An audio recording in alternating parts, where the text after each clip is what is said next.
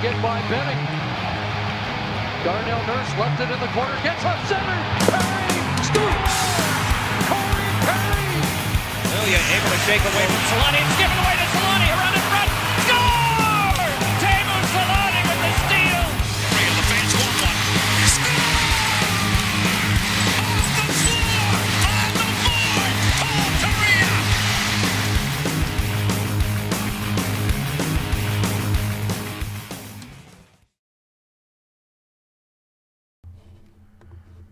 All right, we're back, and it's not the post-game show. I guess it is and it isn't. It's a day later, and to be fair, I had no power, so it was not.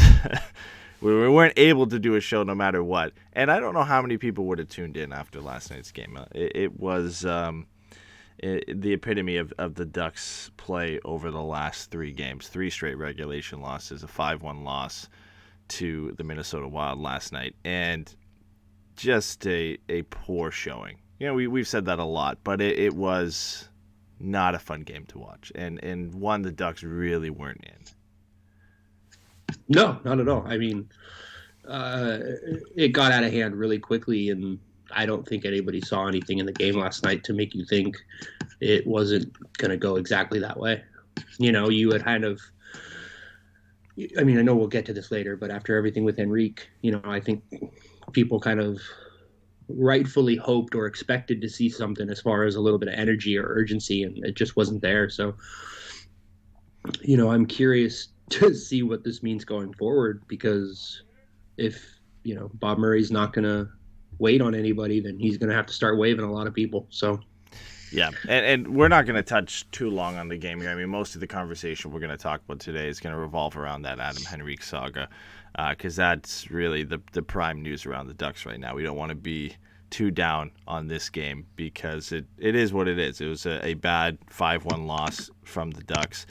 To go into this game, obviously, with Adam Henrique going on waivers, he draws out of the lineup. Max Jones slotted in on the top line with Ryan Getzlaf and Troy Terry, and a little bit interesting, Derek Grant comes out, and David Backes slots in as the fourth-line center. I don't think it's interesting, just a bit surprising, I guess, that Derek Grant is the one that keeps coming in and out of the lineup, considering how much the Ducks and Dallas Eakins have loved him over the last couple of years. They keep bringing him back, and David Backes is the guy who draws in. He gets the only Ducks goal. And I think the most interesting thing about everything there is I feel like this is the first time I'm seeing it. Maybe I'm wrong here, but David Backes was the assistant captain. He was an alternate captain last night. He wore the A. Like, I don't remember a time where he's done that for Anaheim. Maybe he has. Like, I know he's been a leader in the past, and he was a captain with the Blues, so, like, I get it. But it feels like a bit of a statement for the Ducks. Like, a guy who barely played last year and is new to this roster. Like, okay, you know, here's the A. Yeah, I mean, I think he wore the A his last game in, because I remember having the same thought as you, like, oh wow, that's really surprising to see. But I think, you know, I think Grant drawing out and Backes drawing in, I think it does kind of tie into the Henrique thing where, you know, Backes is older. He's obviously more of a leader. He's certainly, this is no disrespect to Derek Grant, but like, he's just more respected than Derek Grant. You know what I mean? He's gone to the Olympics. He's played high level hockey. You know, so I think it's a little different. And I think it really definitely is a statement thing. I think Derek Grant coming out and Backes going in, you know, I think you could look at it outside of everything that happened yesterday as, you know, this is just that fourth line rotation that we've talked about and we've seen a little bit of, but I think it's hard to separate it from the Henrique saga and, you know, putting in someone who is going to play with that effort, going to play with that intensity, because, you know, at the end of the day, he's staring down the end of his career. You know, there's a lot of questions about how much longer he's going to be around, if any, beyond this year. So I do think, you know, it was a little bit of a message to bring him back in and, you know, get another voice on the bench, especially with Henrique not being there. And Henrique, you know, has certainly been seen as one of the leaders on the team. So I think it is an interesting thing, but I do think it makes sense given everything going on and, who David Backes is. Yeah. It definitely makes sense that he got the A. And according to Dalton in our chat, he's actually been wearing it in most games he's played in. It shows you how much I've been paying attention to David Backes. I only really noticed it because he scored the goal, right? And he's not one of those guys who really shows up on the highlight reel too much, or you really get like a kind of a zoom in camera shot of him during the game. He's not the guy the cameras are looking for. But yeah, it does make sense, but it also does feel a bit like a statement, because you do have Cam Fowler still in the lineup. You do have Silverberg, who have both worn the A in the past. I mean, you have Rakell, who's been here for a very long time as well. Obviously Getzlaf is always going to be the captain while he's in the lineup, and the Ducks are kind of used to rotating those A's around, especially with Josh Manson whenever he gets back in the lineup, and Hampus Lindholm as well when he gets back into the lineup. But yeah, it does feel like a little bit of a statement this year to give David Backes that, saying, hey, like, the core hasn't shown up, and this guy's a proven leader, so that's the route that we're going to take. And speaking of Hampus Lindholm being out of the lineup, Josh Mahura draws in, which is really nice to see, because I think he out of anybody in San Diego outside of really Zegras and Drysdale, I think he's a guy who deserves it. And even over the last couple seasons, like every time he's come up to Anaheim, I feel like he's done a good job and done enough to stick around. But whether they were saving him from being exposed to Seattle or not, maybe that kind of draws into why he hasn't seen as much NHL game time, and maybe why he won't until after this expansion draft. But nonetheless, it was nice to see him get in. I thought he got, his first goal of the season. It turns out it was deflected by David Backes, but still a great play from Josh. And when you look at the Ducks' long-term future, I don't think it's Ben Hutton and Jacob Larson on the bottom pairing or in the top four. It's likely Josh Mahura. So it's nice to see him get some game time here. Yeah, I think the Josh Mahura thing is really interesting. You could certainly make an argument that last year or the year before, he maybe should have gotten a little bit more time. But I also think that there's a degree to which this team has fancied itself, for good and bad, as competitive. And I think you bring in someone like Josh Mahura, and he's young, and he's going to have just little mistakes in here and there with his game. And, he hasn't played enough NHL games to where you can expect him to not make certain types of mistakes. And so I would imagine that's probably why he hasn't gotten as long of a look. But, given where everything's at this year, there's nothing to lose by bringing him up. Like you said, I think the Seattle expansion draft came into that. I think you pointed it out last night that, he's like 25, 26 games short or something like that, hitting his mark. Like that, yeah. And so I can certainly understand that as far as asset protection. But, as far as on ice stuff, it's hard not to think that bringing in someone who hasn't been given the full opportunity to become an NHLer could do a lot of good things, as far as energy and effort. Skill-wise, he certainly, I think a lot of us would agree, has a higher upside than Jacob Larson or Ben Hutton. So I don't really think there's any reason not to have him around, especially with Lindholm being out. Yeah, so I always feel like I'm surprised by these situations. Then I sit back and I look at how the Ducks have developed, not just their defensemen, but their prospects in the past, and this is just normal, right? Like Shea Theodore had the same treatment, Brandon Montour had the same treatment. A lot of the Ducks forwards that have come into this roster have had the same treatment where, Comtois, Terry, Jones, Steele, it's, a season or two in the AHL, a few, stints here or there, 10 or 15 games. The next season, maybe it's 20 or 30, and then eventually you kind of make your way to the roster. And it's just another one of those types of development paths for Josh Mahura. So I always catch myself being a bit surprised, and then you have to sit back and remember, okay, well, this is just kind of how the Ducks do things. And for Josh Mahura too, like his path to, a tenable roster spot is blocked by Hampus Lindholm and Cam Fowler. And for a while as well, like Josh Manson's in that fold, and before that it was Shea Theodore as well, and Brandon Montour and Sammy Vatanen and Kevin Bieksa, and the list goes on. And now Kevin Shattenkirk's part of that mix as well, where Josh Mahura might be better than some of those guys, or if you give him some more game time, he might prove he's better than some of those guys. But the amount you're paying those guys, those are your top 4 guys. You're locked in. Like there's no question when everybody's healthy, your top 4, no matter how well they're playing, is Cam Fowler, Kevin Shattenkirk, Hampus Lindholm, and Josh Manson. So, yes, you could probably use Josh Mahura as the bottom pairing defenseman, but he also is waiver exempt, and he's an easy guy to just keep in San Diego if you have Ben Hutton and you have Jacob Larson and you have guys who aren't as easy to send down to the taxi squad or send down to the AHL and get playing time. He's just in that spot that a lot of Ducks defensemen have been in the past, where he's just such an easy roster transaction to make that he can't really find his way into the lineup until some of those guys move on. Yeah. No, I think everything you said is exactly right.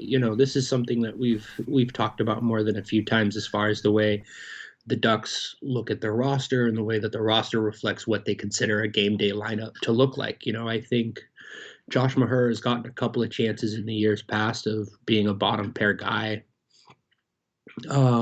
because Hampus Lindholm and Cam Fowler were both healthy. So it's one of those things. It's like, let's bring him in. Let's see how he looks or whatever. But I think in a lot of ways, what you're looking at is, you're looking at an organization that just philosophically, it doesn't want to play guys who it expects to be, above average contributors in, bottom 6, 4th line, 3rd pair roles. They just historically have not wanted to do that. I think the one thing that kind of is the exception that proves the rule is Max Jones. He plays that kind of heavy game. And so I think, Eakins is more comfortable and, management is more comfortable playing him down the lineup there. But beyond that, it's really the same kind of guys are playing at the bottom of the lineup every night. They Ben Hutton, Yanni Hakanpää, Jacob Larson. You can make a pretty easy argument, in my opinion, that Mahura deserves to be up more than Larson. But that just doesn't seem to be where they're at. And I don't know if that's a reflection of Mahura's development or just a comfort level with Larson at this point.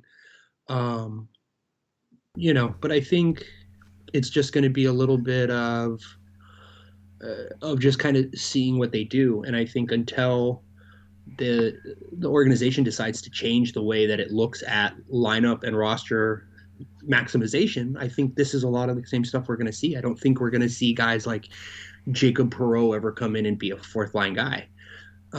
That's just not the way that they look at those spots. They don't want to do that. I remember when Bobby Ryan first hit, he played on a line with Marchand Peros for a little while, but they moved him up pretty quickly just once he had kind of showed that he had gotten the speed of the game. Yeah. So, I think at the end of the day, like, Lindholm getting hurt creates an opportunity in the top 4, right? Because Mahura comes in, and instead of Larson getting bumped up, he jumps straight over him, and now he's paired with Kevin Shattenkirk.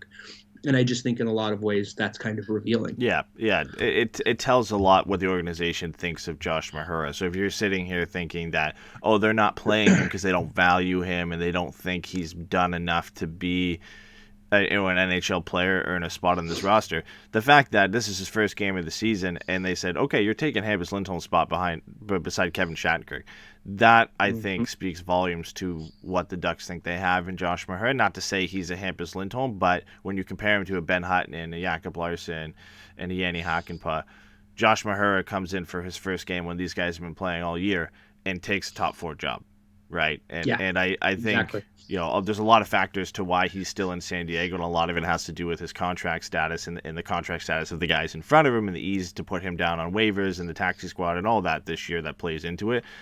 He's a guy that when he eventually does break the lineup, the Ducks want to try him as a top 4 guy. They would ideally want him to be that guy. But right now, his only opportunities for that kind of come when guys get injured out of the lineup, and it'll be a kind of a longer process for him where maybe they end up making a move for Fowler or Lindholm when they feel that he's ready to step into that role. And it's opportunities like this where I think he took advantage of it last night, where he starts to prove that maybe he can be a guy that can step in and come in at a lot cheaper of a price tag than, let's say, a Cam Fowler. And it gives you maybe the flexibility to to pursue that move. But we got to get into what everybody's here for. Everybody's here for the Adam Henrique news that broke yesterday. A bit of a bomb drop. Like, nobody really expected this. We heard, we talked about trade rumors a few podcasts ago, Getzlaff and Henrique and John Gibson, and we jokingly said, like, yeah, there's some rumors around Adam Henrique, but it's the same every year. Like, there's no real sources behind it. It's not like, there's a lot of meat behind the rumors. And then he gets put on waivers out of nowhere. And kind of expected him not to get claimed, and it comes out today that he didn't. But there was a few teams like New Jersey and maybe Minnesota that could have taken a swing on him. But man, like, when you saw that drop, like, I was shocked. I not to say I think this was the last guy the Ducks would put on waivers, but with that contract and his status as a player and how he played last year, it's a bit of a surprising and weird move organizationally. Yeah. I think, when I woke up and saw the news and all that kind of stuff, like, I was definitely taken aback. It isn't something I would have expected. I would have expected him to be traded before hitting waivers. And I think to some degree we can assume that they were trying to move him and couldn't find a taker, and so they figured, well, screw it. If we just sacrifice getting anything back, maybe he's gone. I think it's a weird thing, right? Because he's a good player with a bad contract on an underperforming team. He's on the wrong side of 30. Like, there's all these little pieces to Adam Henrique specifically that I just think make it really interesting. If you want to send, like Bob Murray said, he's done being complacent, and this really, for me, feels like the first time since the Andrew Cogliano trade that he's really actually taken a stick and kind of beat around the inside of the cage a little bit. Because before that, it's a lot of, margin moves, and everybody calls him Bargain Bob, and you've got like Yuri Sakach and all that kind of stuff. And it just never really seems to amount to anything. And, when you're targeting those kinds of players, you're not going to get much of a reaction. David Backes said it last night. He goes, yeah, I think we can all say that that's safely a wake-up call. You go from a guy who was the leading scorer on the team last year to, he gets scratched, and then he gets moved to the wing, and then his ice time starts to slowly drop, and then he's on waivers. And so you're just like, well, this all kind of escalated so quickly. But I think to a degree, if anyone was going to get waived, he's as good a shot as you're going to have. Or, sorry, if anyone was going to get claimed on waivers, he's as good a shot as you were going to have. I think you mentioned it yesterday that it's real similar to Tyler Johnson, where as much as the player might be attractive, the contract makes it a little prohibitive, and teams aren't going to be excited, per se, to, just take something off of the Ducks' hands like that for nothing. Yeah, like it's similar to the Tyler Johnson situation because they're kind of the same type of player in production and where they fit in the lineup and where they are in their careers and the length of their term and their contract.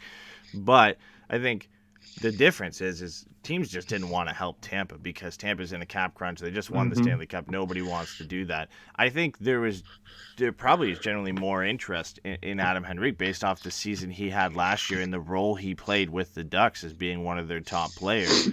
But I think the market to take that entire contract clearly is a list of zero, right? They couldn't trade him. So when you put him on waivers, that's like a last ditch to say, oh, can we dump this salary and get rid of it? Nobody wanted to take the full thing.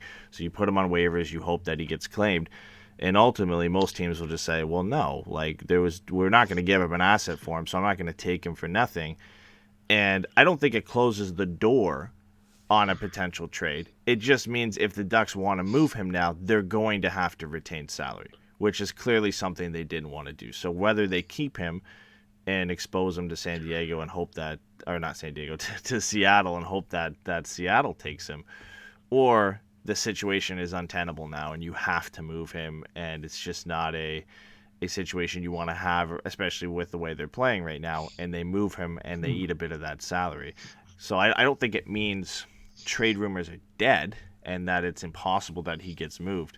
It just adds this whole new wrinkle where the Ducks now have to go back to discussions they probably already had with general managers and say, hey, I talked to you the other week and I said, there's absolutely no way we're going to eat salary on this. Well, here I am. I'm coming back to you, and now we're going to have to eat some salary on this, right? It's not a good look, I think, for Bob Murray when it's clear desperation seen around the league.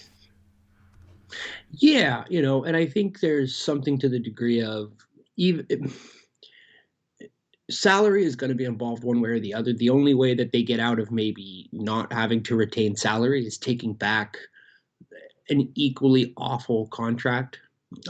You could see something similar to what happened with the Lucic and Neal swap, maybe. One, we should mention Adam Henrique has a 10-team no-trade list. We already know Columbus is on there from the Patrick Laine and Pierre-Luc Dubois. Pascal Dupuis. Oh, my God. That's a throwback for sure. Dude, my brain just turned off. But the Pierre-Luc Dubois trade rumors, we know that that's on there, So I wonder if, maybe a team like Buffalo, who maybe wouldn't mind having a center, is on there. You figure someone like Ottawa is on there, a couple of things like that.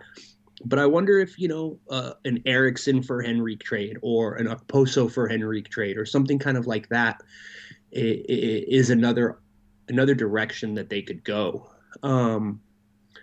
just for the terms of trying to get him out the door in a lot of ways. We'll have to see, but I think the chat's catering to you now with your PK Subban rumors.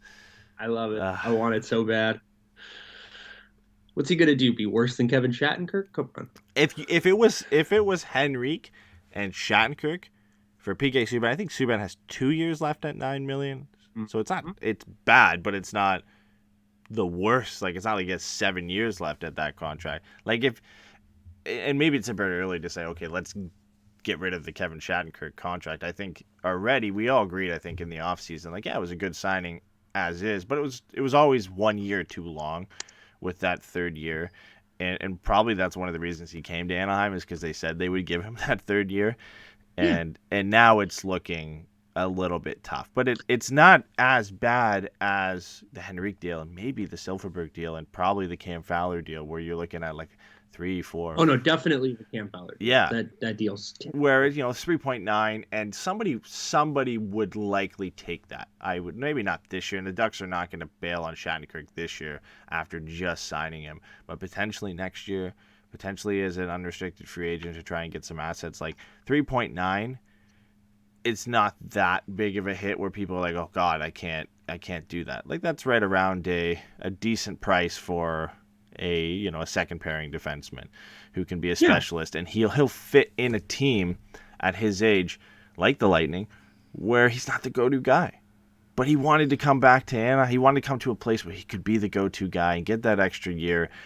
And I don't think he's that guy.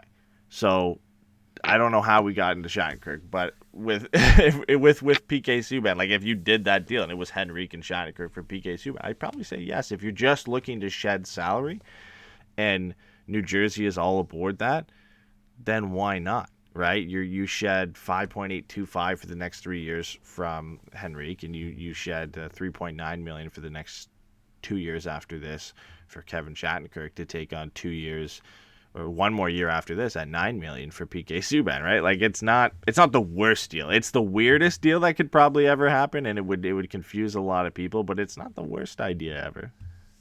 It's weird how when you explain it to me, it sounds like you like it more than when I explain it to you. Well, because I wanted Adam Henrique for Kyle Palmieri before he got put on waivers. I said, let's go. Like, that makes sense. I can see why the Ducks could do it, because you shed the last few years of Henrique's contract, and Palmieri's a UFA, so if you don't want to keep him, you don't have to. And they get a bona fide 20 goal scorer. And look at Palmieri, comes back this year. He's got, I think, 3 goals in his first 3 games. So he's been good. But there's no way the Devils are going to move on from him. And I still think if Adam Henrique gets moved, that they're probably the most likely option. Obviously, just because of their history and the fact they have the most cap space of any team in the league, and that they have $19 million coming off the books at the end of this season. So they're going to struggle to hit the floor to begin with, and not really any contract extensions or big contract extensions coming up in the next couple of years, they're going to need a contract like Adam Henrique's to hit the floor. So I still think it's possible, and maybe it's the Ducks have to eat $1 million off that 5.825 to just sweeten the pot enough to get it done. It's not like that $1 million really saves anything from the New Jersey Devils. But if you're a general manager right now, Bob Murray's desperate.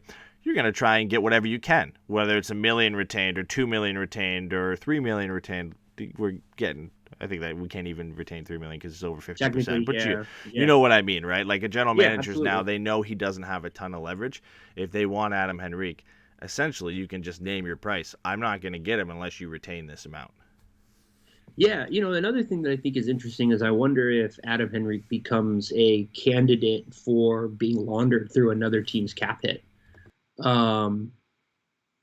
You've got teams like Detroit or Ottawa who, or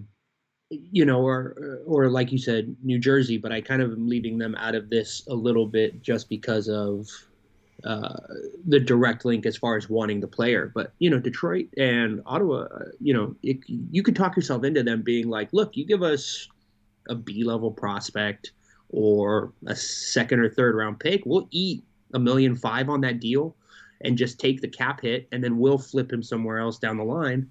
Yeah. You know what I mean? Kind of like I think they did that with Ryan Reeves or there's a few GMs something like that who have done that. And ultimately, like, that looks bad on Bob Murray, but he has no choice, right? Like, I think San Jose, I don't know if they did that with Mike Hoffman. I think they might have. When Mike Hoffman got traded to San Jose for a little bit, to retain salary, and then they flipped him to Florida because he was at a reduced price and the value is higher. Like, that's probably what could happen, right? If it's a team that doesn't need him, and it's a Detroit who really doesn't care, and the market for Adam Henrique at $4 million is probably a lot hotter than the market for Adam Henrique at $5.825 million, and Bob Murray could eat that contract, and it is what it is. But for Detroit, they could then say, all right, we've got him at $4 million. We'll just retain another $1 million off that, trade him at a $3 million valuation, and all of a sudden his value has skyrocketed because of what he did last year, and he's only making $3 million. Like, the team that would eventually get him through this weird double retaining salary amount would be getting a bargain, right? And it's happened before. It's not out of the question that it could happen. And if I was a GM right now and I didn't really think I needed Adam Henrique, but I knew that the market for him at almost half his current cap hit would be a lot higher, why not? Right? Why not give up a B-level prospect and get a higher draft pick or a prospect you value more from another team by just flipping him, a day or two later for another player? Yeah, absolutely. I think, this is, I don't know what everybody's experience was like on Twitter yesterday, but there is a couple different versions of the conversation going on with Adam Henrique. As far as asset management and what this says about Bob Murray, and, how do we evaluate the last few years and whether Bob Murray's the worst GM in the world or whatever. And I just think, I think Adam Henrique, specifically Adam Henrique, getting that deal and then having a great year last year and then getting waived, 19 games into the season, something like that? Yeah. I think it highlights so many different parts of what a lot of us have been frustrated with as far as what the Ducks are doing. It's something me and you have talked about time and time again as far as having 1 foot in and 1 foot out. But you were pretty big on the asset management part. So why don't you explain that, and then I'll tell you why you're wrong. All right, sounds good. Yeah, you know what? The big thing for me is, we've talked about this before, is there's no direction for this team. I think, none of us could really sit here and say that we predicted the Ducks would be this bad, but it was very likely the Ducks were not going to be a good team this year and last year, probably next year. And the contracts extensions for Jakob Silfverberg, Adam Henrique at the time when they were made, you just saw this shift in the team, that they were going down this route, that they were falling off the cliff, and it was time to say, okay, we're moving on from these core guys. We're going to start a rebuild. and you're going to move Adam Henrique after some very good seasons before the contract extension as an unrestricted free agent and get whatever you can for him. Same with Jakob Silfverberg. The problem with me when it becomes poor asset management is Bob Murray has clung to this belief that this team can win with what they have now, and maybe injecting a few young guys and hoping that guys like Rakell and others kind of get back to their form. But you're now at a point where you can't move him because you signed him to that contract that made no sense. And the same eventually could be said for Jakob Silfverberg as well, where he has just as much term at almost the same amount as Adam Henrique, and he's struggling this year. You know, there are no suitors for Adam Henrique at that price. And if you're Bob Murray, when you sign him to a 5-year deal 2 years ago, you know, I think we all kind of looked and said, okay, there's a downward trajectory here. It's a weird move to lock a guy in for that much for this long. And the big thing for me is, like, if you're not committed to Adam Henrique, then what you should have done is not sign him to a ridiculous contract in the first place, or traded him when he was doing well and the team wasn't. When you recognize that downward spiral and not lock a guy in at almost $6 million for 5 years who's going to be 34 when that contract expires. That's a type of contract you sign as a very competitive team who needs a player like Adam Henrique. And the Ducks, when that contract was signed, were nowhere near that. And I think that's where it gets bad asset management. If the Ducks lose Adam Henrique for nothing, if he gets claimed on waivers, or if they had found a suitor that was willing to take that contract, that move in itself, dumping that cap space where the Ducks are now, perfectly fine with that move. I think it's a good move if they get rid of that contract in that cap space. It's the process that led up to it that you could have got assets in the past for him. You didn't. Sign him to a contract that's now bit you in the ass, and you can't get any assets for it. And you're now going to have to eat that salary for the next 3 years, whatever that amount may be. And the return that you're going to get is likely not going to be as much as you would have in the past. And you're further behind in getting started on a rebuild that you could have started a couple seasons ago. That's where the bad asset management comes in for me. Yeah, I think for me, I think I understand and in a lot of ways agree with everything that you said. I think for me, the thing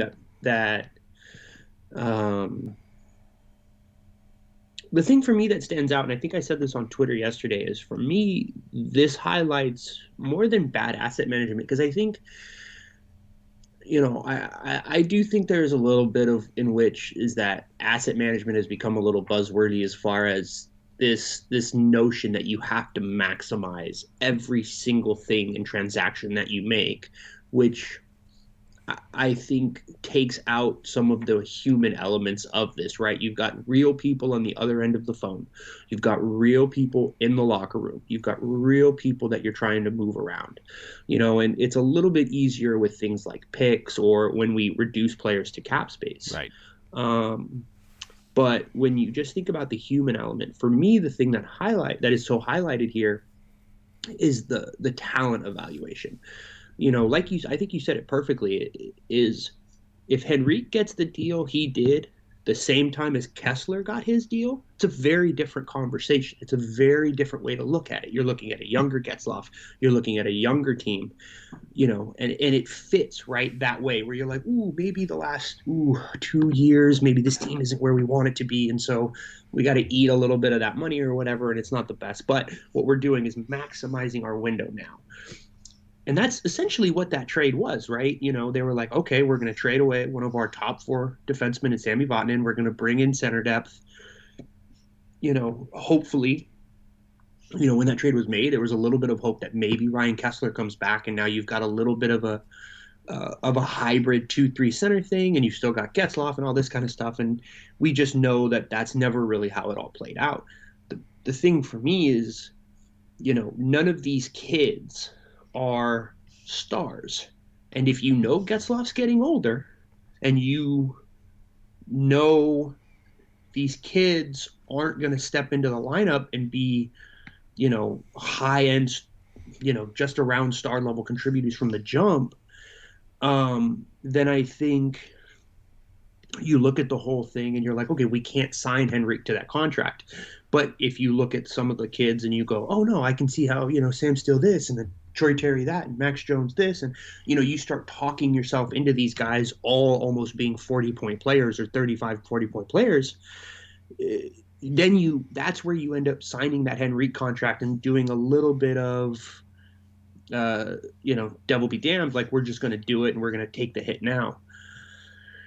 That's where I think Bob Murray, the lack of direction, and I guess like his commitment to thinking that this team is better than it is where we get this Henrique extension and this Silfverberg extension, because you can never predict the type of season a young player is going to have, right? Like, we all thought Sam Steele would be a little bit more of a point producer. I think a lot of people thought Troy Terry would step in and be a little bit better, that maybe Max Jones would have contributed offensively a little bit more than he has, and the list can go on there. But I think with Bob Murray, that's the thing. He's still trying to save face there. He's still trying to prove that he was right and that this team is good enough to compete, and he was right to sign that contract. And if his vision came true, we wouldn't be sitting here right now. The Ducks would be a competitive team and a playoff team. We'd be like, okay, it makes sense why they brought Adam Henrique back and they brought Jakob Silfverberg back, because look, they're a competitive team and they're playing great hockey. And it's easy to look at it now and say, oh, yeah, you failed.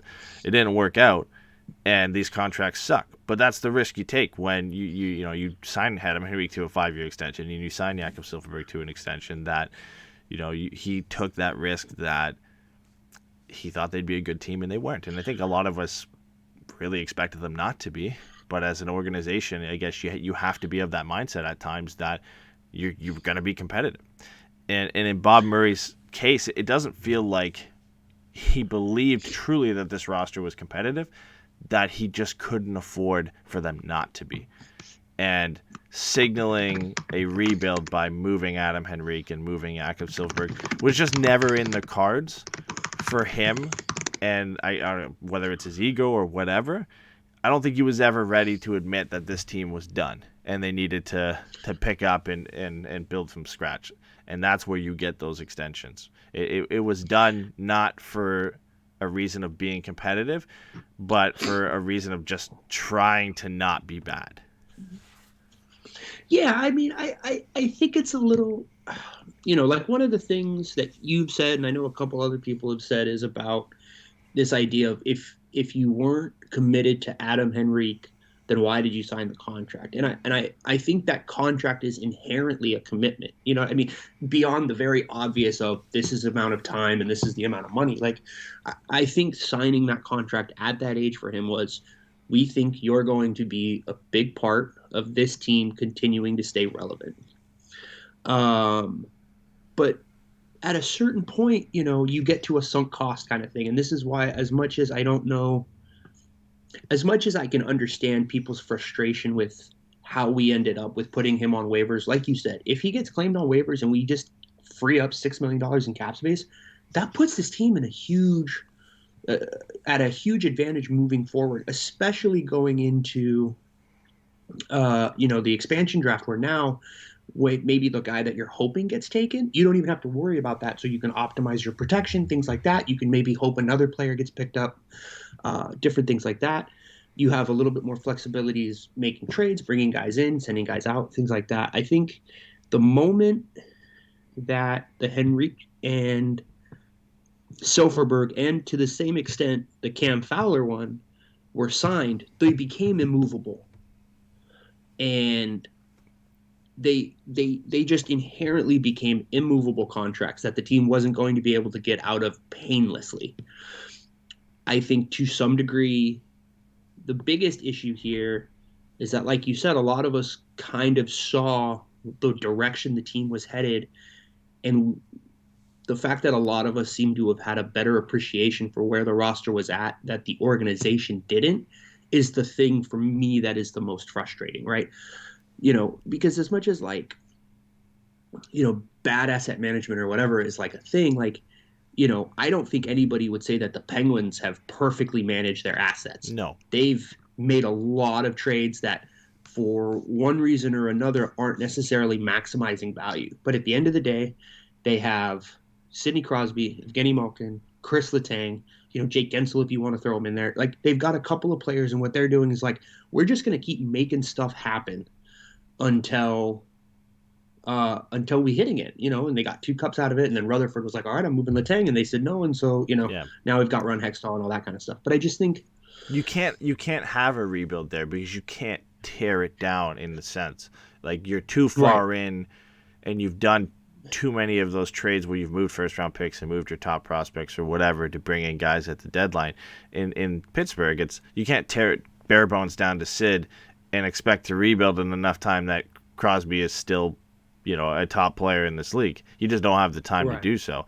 And maybe that's Bob Murray's point. Getzlaf by no means is Sidney Crosby, but maybe in his mind, it's, we got to try and get the last years out of Getzlaf here because he thinks he can win a cup with Ryan Getzlaf.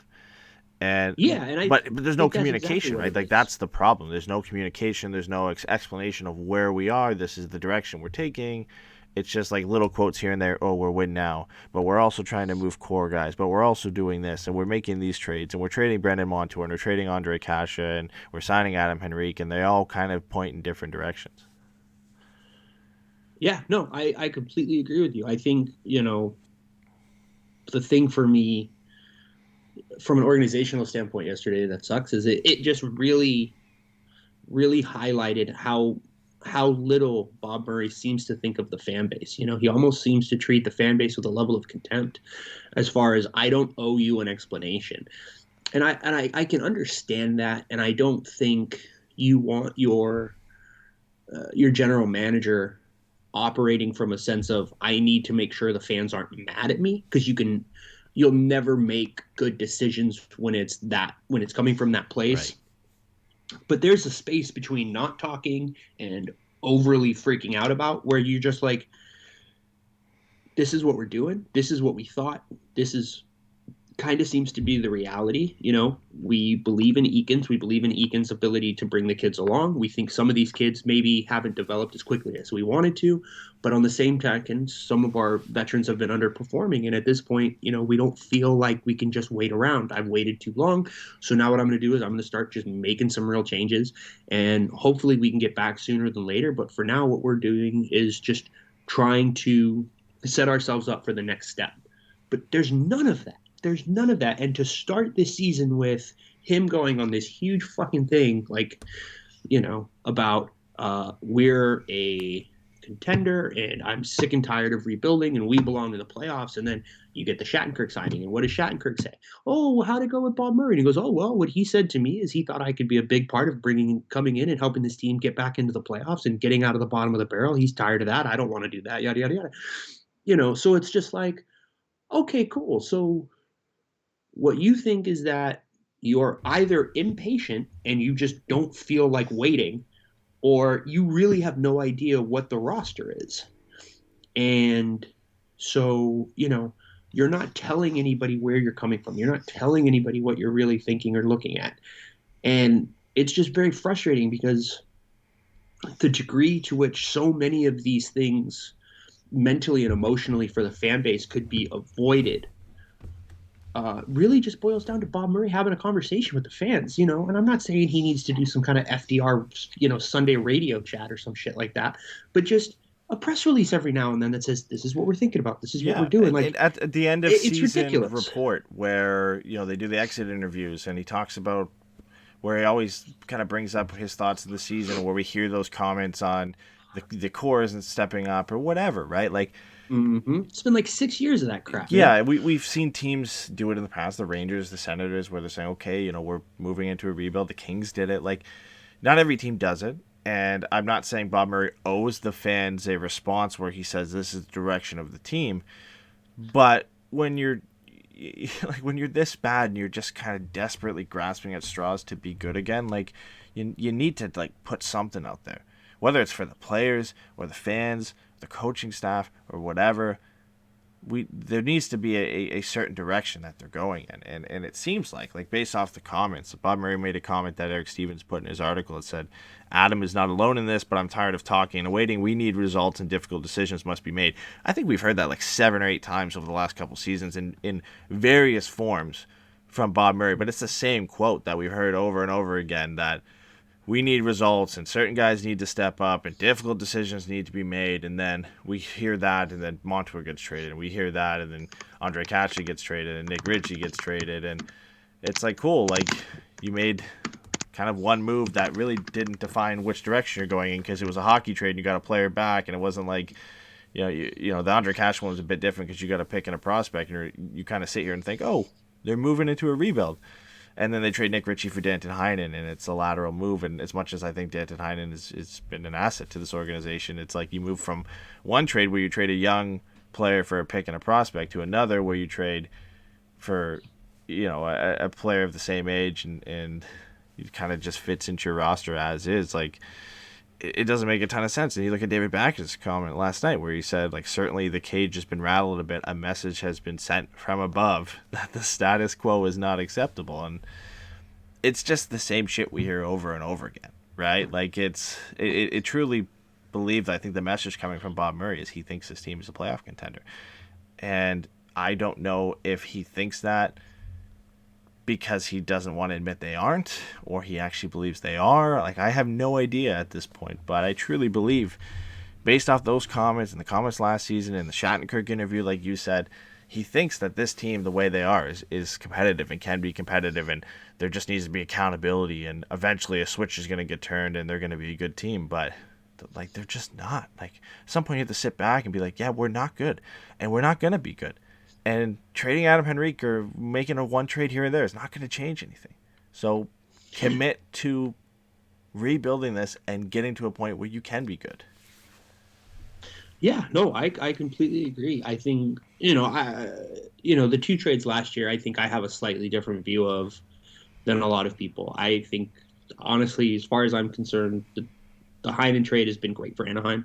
I know everybody's kind of looking at Nick Ritchie's goal totals over in Boston, but I think what you're looking at is a young player getting a fresh opportunity in a completely different environment. Trevor Zegras is skating with the NHL Ducks this morning, along with Henrique, Milano, and Lettieri. Oh boy, this is gonna get. Yeah, we have to get to this. I want to wrap up the Adam Henrique stuff with this. Just a simple question here, like, what happens next? Because I think there's only 3 ways you can go about this. You either keep him on the roster for the rest of the year. You hope that he gets taken in the expansion draft, which I think there's a good chance he could, because Seattle's going to need to hit the floor somehow.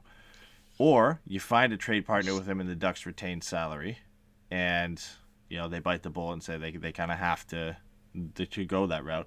Or, like somebody mentioned in the chat here, you buy him out, and the buyout cost for Adam Henrique would extend over the next 6 seasons at just under $2 million, at 1.94 for the next 6 seasons. So 3 seasons beyond the length of his contract. It's substantially less, but you're then carrying that plus some other buyout costs, plus like Corey Perry's buyout costs will still extend a little bit into that Adam Henrique buyout, and Ryan Kessel's on the LTIR, and it's an option. But if you had to guess, like, what do you think happens next? What's the end of this Adam Henrique saga?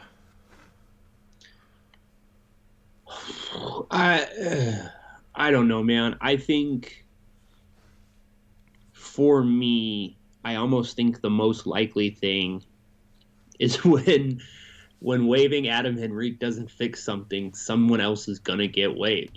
Like, I really am wondering how far away we are from a Rakell trade. Yeah. Or we're getting one. We're getting one this year. It's happening. Like, one of these guys. It's become a thing every year. One of these guys gets traded. So it was Ritchie and Montour and Kasha, and who is it this year? Yeah.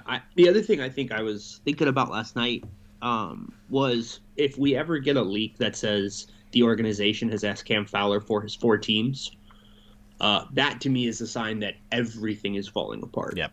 Because as critical as I have been of Cam Fowler in just about every way, I think he's kind of a bit of a weather vane for where the team thinks it's at. The franchise has remained steadfast in its commitment to him. They are big about putting him in promotional things. They are big about putting him in interviews and things like that, and having him be a part of the public face of this franchise.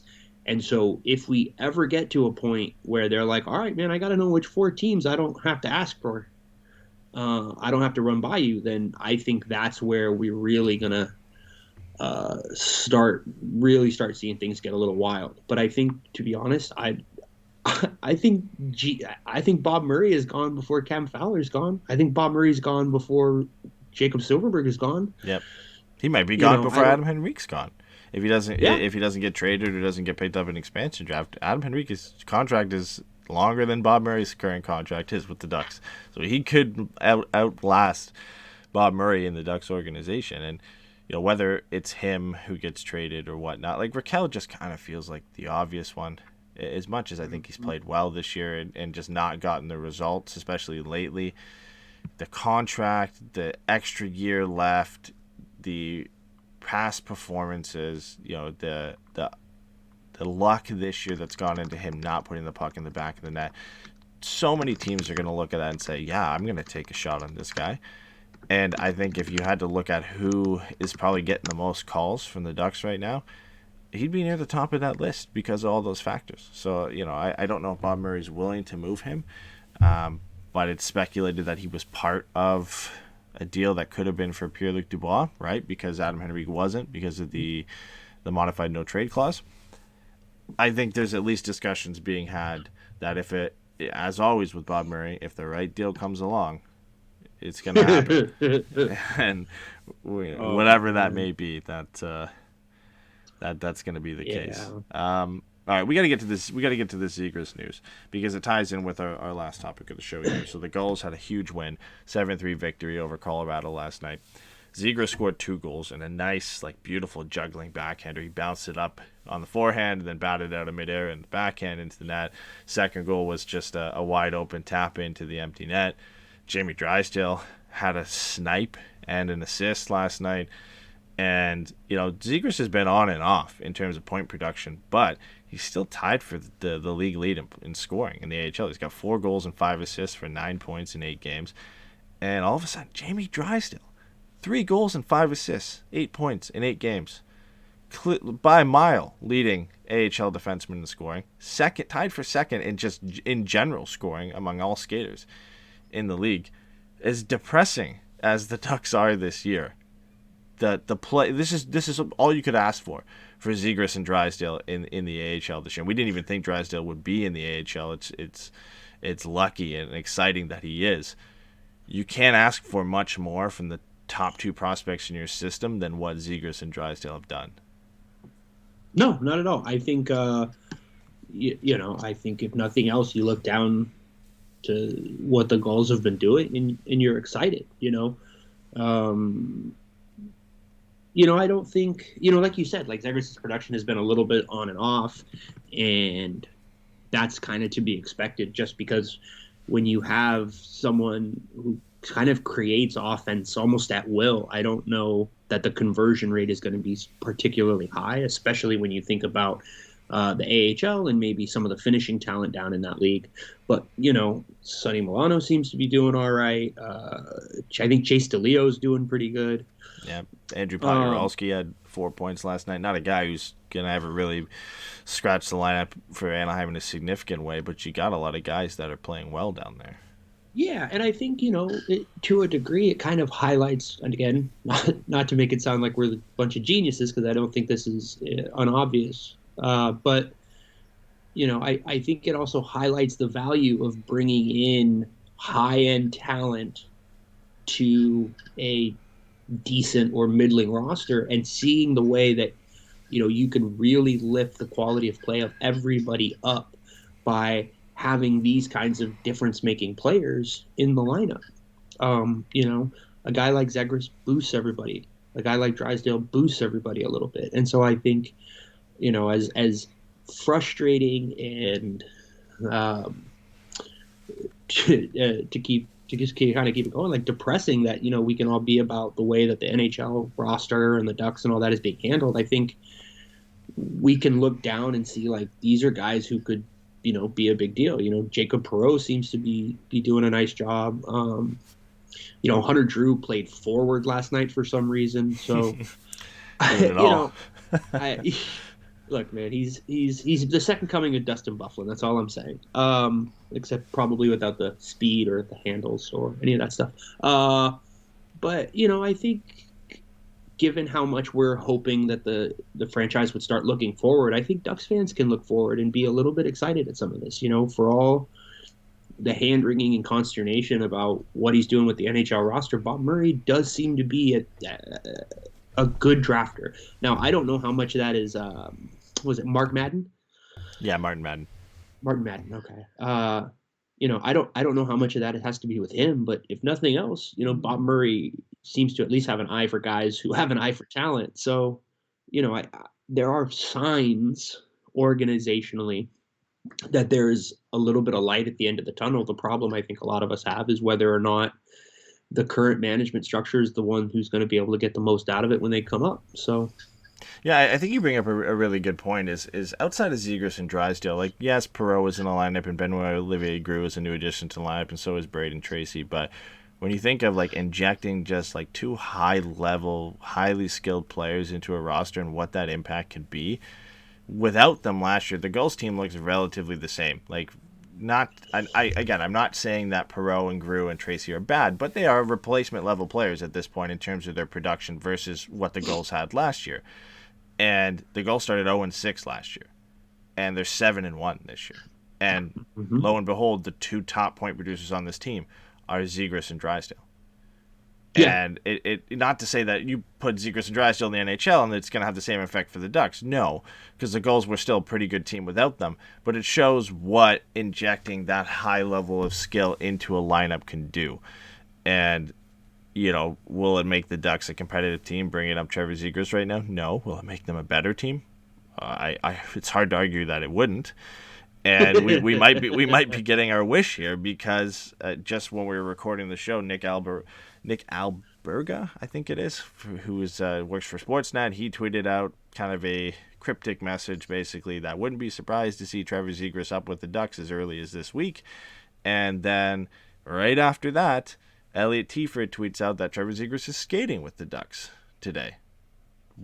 Could mean nothing, because it could be he's on the taxi squad and that's all.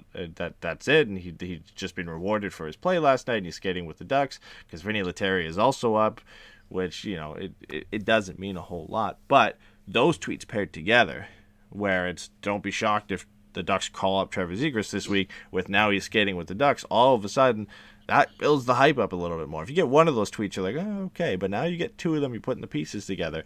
Yeah. If any time it was possible, and we've talked about it endlessly this year, that, okay, this time makes sense for him to get called up. This time makes sense for getting him called up. Has a great game last night on the back of Adam Henrique getting waived, who was a top-line left wing on this team right now. Max Jones has to slot up there. The Ducks get hammered 5-1. It just feels like the right time, right? For him to slot in there and just be given a shot. Whether he does well or not, it just feels like the right opportunity for him to be given a shot to produce at the NHL level and get that opportunity. Yeah, I'm kind of sitting here galaxy braining myself a little bit because it's Bob Murray, and I'm curious, what is the odds or the likelihood that to whatever degree he really just brought him up to mess with the rest of the roster or whatever. But I like you said, at this point, there is no damage that is going to come from having these guys up. So just bringing Trevor Zegras up to be able to compete for a spot and maybe inject a little bit of energy and creativity or urgency into the lineup. I don't think there's a downside. Like you said, the team's not going to get worse because they got brought up. So maybe it makes them better. And maybe it scares the vets into figuring it out. I don't know. There's a mental part of this that we really, because we don't know these players, their makeup, we can't appreciate. So it's a very interesting situation. Yeah, and we could see a big roster shakeup for the next game coming up here because Milano's back. He's skating with the Ducks. That was part of the tweet from Elliot Tiefert as well. And Vinny Lettieri is up. And Lettieri's been in the lineup this year, so it's not out of the question that he's up skating because the Ducks want to give him another shot. Derek Grant's been already scratched out. David Backes has been out this year. Max Jones has been out this year. Sam Steele, I think, responded well to the healthy scratch, but it's not out of the question to say he could be out of the lineup. Like, there's only a few guys right now you could say, there's no way they're coming out. And there's no, Adam Henrique might not even draw back in the lineup. Yeah, he's skating with the team, but he might not even draw back in if they're actively trying to trade him or whatnot. So there could be an opportunity here where all three of these guys who are new and skating with the team in Zegras, Milano, and Lettieri could all check in for the next game that the Ducks have here. It's not out of the question, because I think right now, like, they're just trying to find something that's going to work. And clearly putting Adam Henrique on waivers didn't spur this team into a spirited performance, because as much as they lost 5-1, it looked like a 5-1 game. Like, there's been games the Ducks have lost, and they've lost by a heavy score, like 4-1, but they didn't get a lot of puck luck, and the goals that went in were bad, and it didn't feel like a 4-1 game. Yesterday felt like a 5-1 game. Yeah. They got outpaced, they got outplayed, they didn't get a lot of scoring chances, they had 7 shots on net, like, through the halfway mark of the game. It's one of those games where, like, you expected this Adam Henrique on waivers thing, or at least Bob Murray did, to really galvanize this team, and it did nothing. So what do you do now? Well, maybe you inject some new guys into the lineup, and maybe you inject your top offensive weapon in the minors into your team and see if that galvanizes guys and gets guys going, especially the guys that end up having to check out to allow Zegras and Milano and Lettieri to get into the lineup. At that point, you're saying, hey, man, you're going to lose your job pretty quickly here. Yeah. And, we waived Adam Henrique. We're not above waiving you or trading you, right? And that feels like the next step here for Bob Murray. It's like everybody's on notice here. Nobody's safe, right? So other than maybe Ryan Getzlaf. Yeah, I mean, look, if you ask me at this point in the season who was safe, I say there's 3 players who are safe: Getzlaf, Lindholm, and Gibson. One of those guys is hurt. So at this point, it feels like there are really only 2 guys who should be considered a lock for the roster every night. As much as I think some of the kids have played well, as much as I think David Backes has been better than we've expected, I don't think anybody on the roster besides those 3 guys really has earned or deserves to just be a lock every night. There's nobody whose name you're writing in pen. So I think at this point, you can get wild with it. Like, you already did the one crazy thing to signal that everything's all weird now. You waived Adam Henrique in the second year of a 5-year contract. So, at this point, just do whatever you can do. Go and do whatever you think, what do you call it? Just do whatever you think you can do to get a little bit more out of these guys, whether it's for next year, whether it's for this year, whatever. But at a certain point, if you really are, going to be about that action, you got to start making more moves than just waiving one guy. So I think you're 100% right. I think we definitely get 1 or 2 trades this way through the year. The question is which kind of trades you're going to be. Are they going to move Danton Heinen and Sonny Milano again?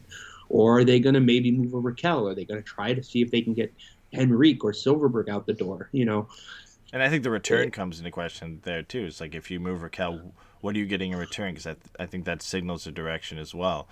Are you getting are you making a hockey trade and bringing in a 1-for-1 type deal? Are you getting a pick in prospects?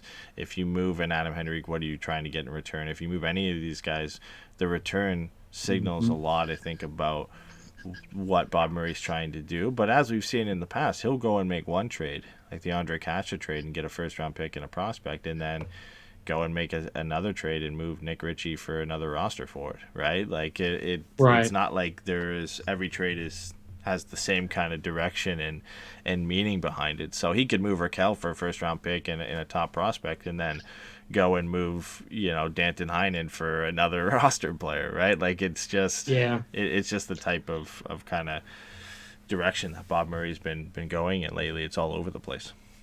Yeah, he's very erratic in his decision making, is, I think, a kind way to put it at this point.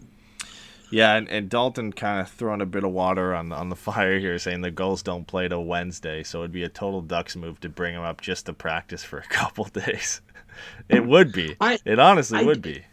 It really, I'm not being funny when I said I'm sitting here galaxy braining myself. I 100% think that's exactly what it could be. Just throw this kid in there and see if everybody freaks out.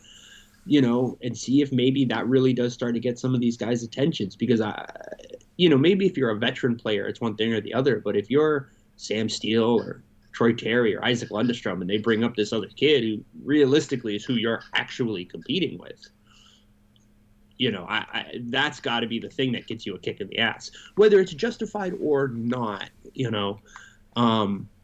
I think everybody should be looking around and being like, yeah, I'm not safe. And so, as much as that could spur the team into a positive kind of output and performance, it's just as likely that it could just make the entire situation worse. So, I don't think at this point anything should be ruled out. And as nice as it is to know that Zegras is up and skating with the big club, like I also think it's just as likely that he still doesn't make his thing until March. Yeah. So yeah, we won't know, I guess, until Wednesday, right? Or until the next Ducks game, whether he's when do they play next? Is it tomorrow? Yeah, tomorrow against Arizona. So I think tomorrow will tell a lot, right? Yeah. If he doesn't play tomorrow, it could just be he's practicing with the team until Wednesday. So we'll find out, I guess, tomorrow. And I think this is a perfect segue here into the fan questions, because we got a question from Jay Southern in the chat asking why they put Jacob Perreault on the taxi squad yesterday. And more than anything, I think it was just a night off for Perreault. He's been playing most of the games this year. Had a pretty good game the night before. The goals played back-to-back, so Perreault gets a night off, and a few other guys who missed the game before draw back in. And maybe it's a bit of a reward for Perreault. I'm not sure if he got any time to skate with the Ducks when he was on the taxi squad, so that plays into it a little bit. But I don't think it means anything that Perreault was put on the taxi squad before Zegras or whatever. It was more of just a paper move for Anaheim and San Diego to kind of get some guys into the roster and get some guys out. All right, let's move on to the fan questions from Twitter. Dalton asked if you could only protect one, would you protect Steele or Lundestrom in the expansion draft? That's a tough one. Ooh, that's a great question. Because I think if you asked before the beginning of the season, I think everybody or most people would say Sam Steele. Yeah. But he has struggled a bit lately, and then Lundestrom has come into the lineup and looked great and kind of gelled on the line with Comtois and Rakell. So all of a sudden, that becomes a much more interesting conversation to have. Yeah, I definitely think it's a closer thing than you would have maybe figured it to be. I've said it before. I'm kind of in the bag for Isaac Lundestrom. I just think he's got a lot of potential as far as the kind of player that he can be. At this point, as reactionary as it is, I think I would say I would probably protect Lundestrom. Yeah, and I mean we have a full season to kind of figure this out by the time we get to the expansion draft. But like I'll openly admit, I would still take Sam Steele, but it's gotten a lot closer than I would have. Like at the beginning of the season, I would have said without a doubt Sam Steele, and that's nothing against Isaac Lundestrom, but just the amount of experience that Sam Steele has had and how well he looked over the last couple of years in the progression. But all of a sudden, Lundestrom comes in and looks good, and he probably could have had goals in 4 straight games if he didn't get unlucky in 2 of them, and he's continued to look pretty good on that line, and like he could be a very similar player to Sam Steele, but maybe with a bit more flashes of offense here and there. And I would have never said that when you looked at both these players coming out of the draft, that Isaac Lundestrom has shown more offensive potential this season than Sam Steele has. And then that Sam Steele has maybe been a bit more of a better defensive forward than Isaac Lundestrom. It's a complete flip of the script. So, we'll have a full season to kind of look at both these guys and make a better kind of suggestion on that. But it is such a great question right now, because I think that gap has really shrunk to they're pretty close to each other right now. Yeah, I think the other thing for me that I've just kind of noticed over the last few games is it feels like Lundstrom's gotten bigger. I remember when he kind of had that first stint up, I think it was 2 years ago, and he was kind of playing on the wing a little bit. He looked like such a small guy, that it was really hard to see him being successful through the center. And now, he looks like he's gotten a lot bigger. He looks like he's gotten more confident, just from a natural experience and like aging curve and things like that. So I think there is an argument to be made for both of them, but I would definitely say at this point Lundestrom is really making a case for himself that it should be him over Sam Steele. And random stat, according to Natural Stat Trick, Isaac Lundestrom is one of only 5 players above 50% in expected goals. And in the NHL or on the Ducks? On the Ducks. And Sam Steele is so it's Isaac Lundestrom is 50.86 and Sam Steele is 47.27. But as much as that doesn't matter, Adam Henrique is third at 52.19. So I'm not even sure what's going on. Who knows at this point? All right. Oh boy. We got a few more questions, so let's buzz through them here. Tabernac on Twitter said, "Is it more of the Ducks' ability/inability to utilize the talent they do have, or is their system of play/style just off?" Then he cites guys like Shea Theodore, Kyle Palmieri, Nick Bonino are examples of players that have broken out in other organizations once they've gone to other teams. So is that a result of the Ducks just their inability to really utilize that talent and get the best out of players? Or is it just the fact that these guys have gone off and fit better in the systems that they're playing in? I think it's I think it's probably a little bit of both. I think the thing to remember about Nick Bonino is Nick Bonino was he was expected to a degree to kind of take over from Saku Koivu while they were both still there and be a true number 2 center. He was in the Ryan Kessler trade. And then the one place where he's had a lot of success was in Pittsburgh, where he's behind 2 Hall of Fame centers. You know what I mean? He's officially at that point a third-line center, and then he plays with Phil Kessel, who we know can produce points, and he's playing with Carl Hagelin, who kind of just does all the other stuff. So, that line kind of had a nice bit of balance to it. So I do think it's a little bit of both. I think the Shea Theodore thing is a little unfair just because I don't think anybody didn't think Shea Theodore was good. I think the thing was just where he fit into the depth chart. We can spend 45 minutes going over that whole debacle, but we don't have to.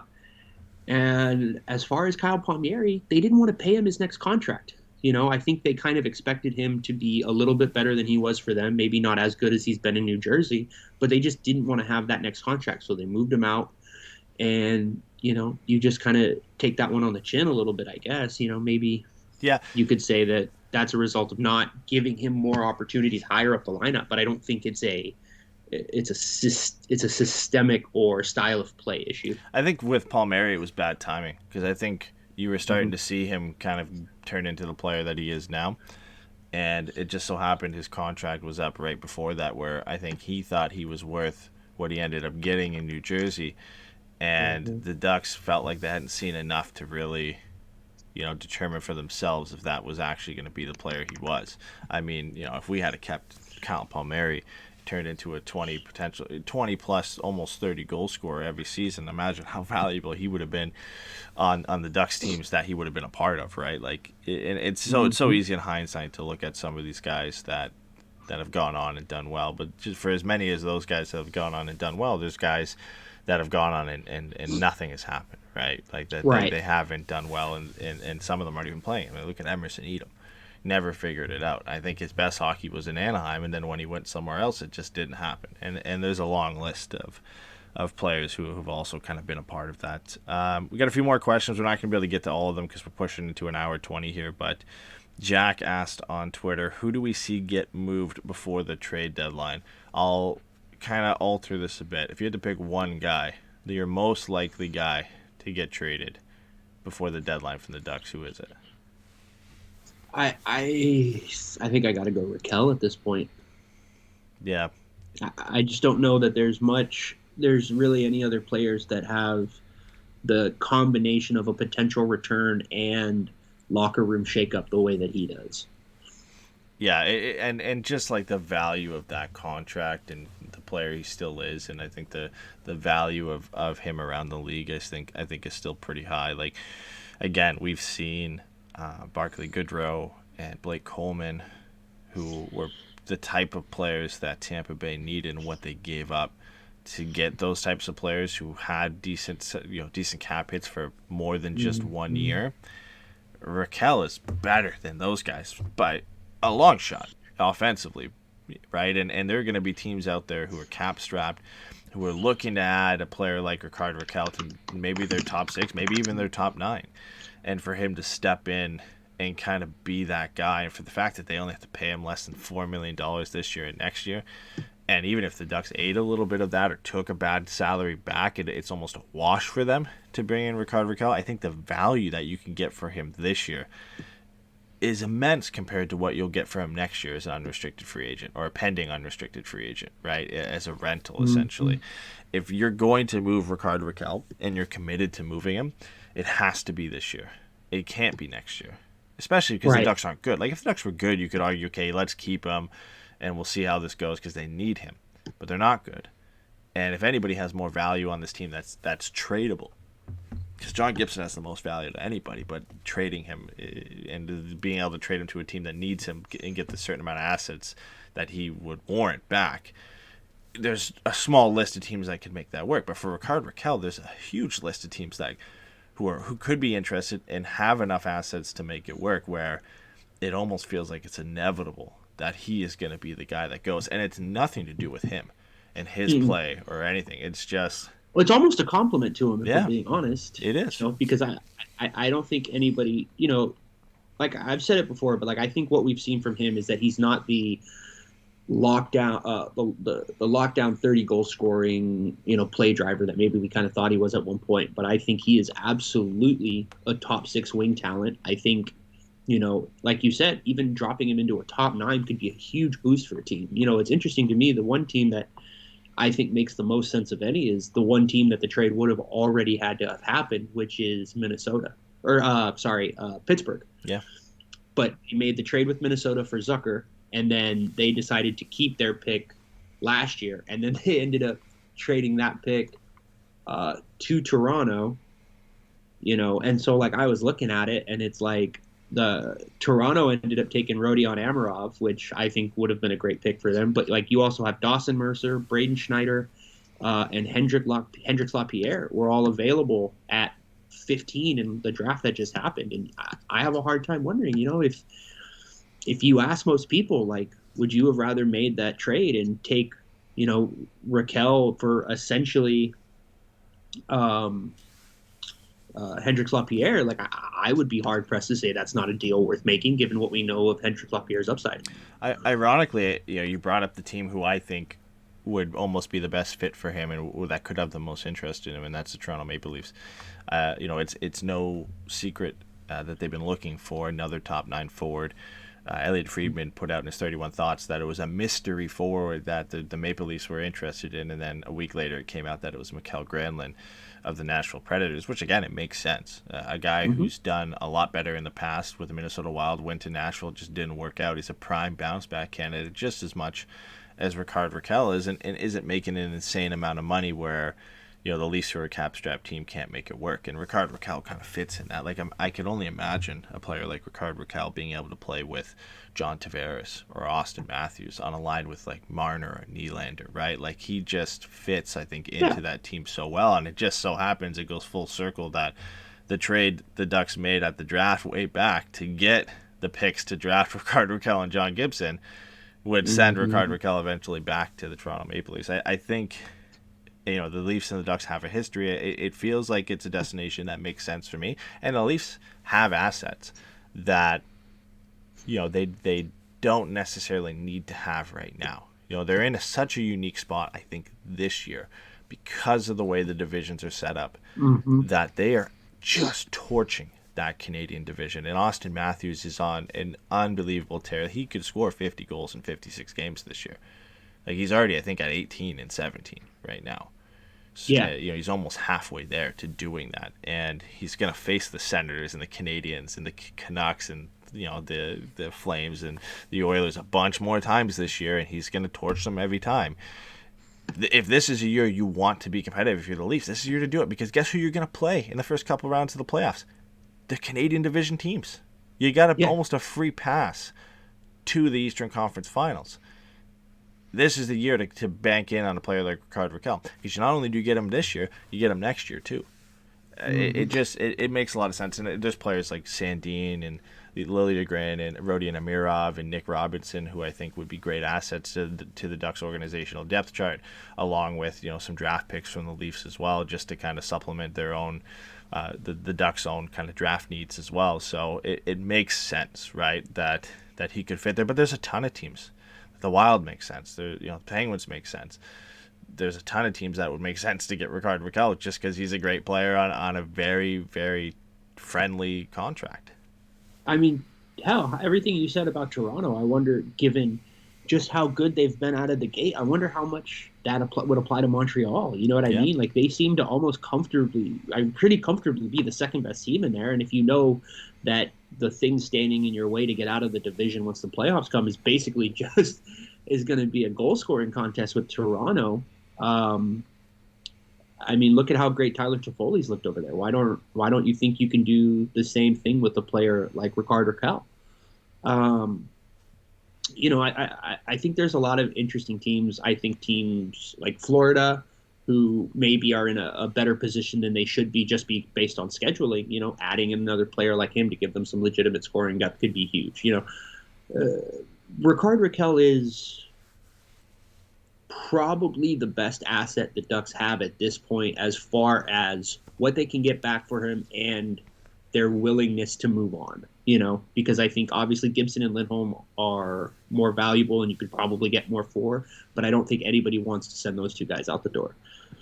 Except for maybe Lucas Dostal, who wouldn't be bad about John Gibson getting the hell out of Dodge. So, yeah, he actually got the night off again. The other night, Anthony Stolarz got in last night and had a pretty good performance. So the Ducks look set in net for the next few years, especially if John Gibson is still here.